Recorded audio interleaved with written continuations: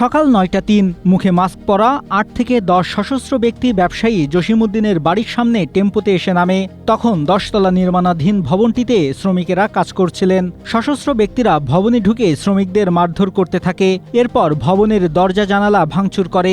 এক পর্যায়ে হাসান সাকি নামের এক নির্মাণ শ্রমিককে কুপিয়ে আহত করে তারা। এ সময় মারধর করা হয় ভবনের নিরাপত্তা কর্মী সহ কয়েকজন শ্রমিককেও। পরে যাওয়ার সময় সন্ত্রাসীরা ৩টি ককটেল বিস্ফোরণ ঘটায়। ক্ষতিগ্রস্ত ব্যবসায়ী জানান, কিছুদিন আগে হোয়াটসঅ্যাপে চাঁদা চেয়ে তাকে হত্যার হুমকি দেওয়া হয়। এর জের ধরেই ৮ থেকে ৯ জন মুখোশধারী যুবক এসে ২ রাউন্ড ফাঁকা গুলি ছোড়ে। রোববার সকালে চট্টগ্রামের হাটহাজারীর চিকনদন্ডি ইউনিয়নের বড় দিঘির পাড় এলাকায় ঘটনাটি ঘটে। এ ঘটনায় আইনি পদক্ষেপের প্রস্তুতি নেওয়ার পাশাপাশি স্থানীয় বাসিন্দারা ভূমি ও পার্বত্য চট্টগ্রাম বিষয়ক প্রতিমন্ত্রী ব্যারিস্টার মীর মোহাম্মদ হেলাল উদ্দিনের হস্তক্ষেপ চেয়েছেন।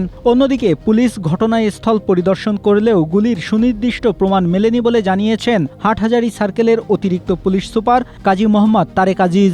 মারধরে জড়িতদের শনাক্তেও কাজ শুরু করেছে পুলিশ।